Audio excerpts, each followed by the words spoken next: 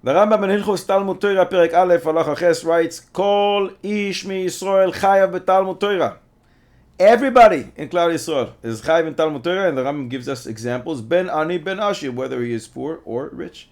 Ben shalem begufo, he feels great. His body is intact. Ben baal yisurin, even if he has all kinds of afflictions. Ben bachur, whether he is young, or ben shaya zaken gadol shetashash koichoy, or even if he is very old and he doesn't have any more koyach. Afilu haya ani hamisparnes min hatzedaka umechazer al hapsochim, even if he is so poor that he has to go collecting.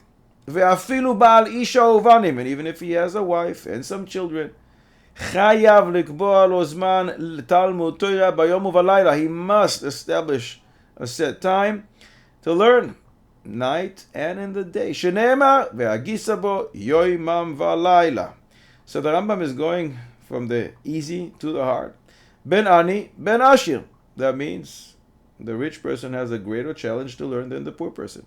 Ben shalem begufoy, whether his body is intact, everything is fine, or whether he's bali surim, and then it's harder.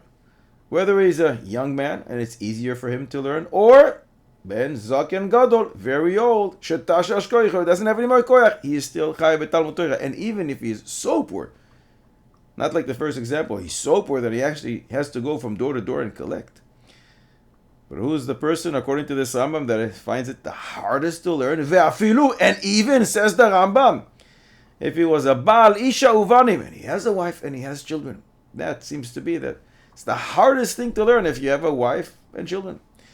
Yet, says the Rambam, he's obligated to set times for learning, day and night. So the Rambam says the hardest challenge one can have is to be married and to have children. Challenge as far as sitting and learning. Why? Because he's meshuabat, to bring parnasa for his wife and for his children. So do we find a heter not to learn so much for a person who's married and has children? At Siyum Maseches, we mentioned the 10 sons of Rav Papa. Why? Says the Chaim Pinchas Scheinberg Zatzal, to tell you that even if you have 10 boys, and it's so difficult, so challenging, you can still sit and learn.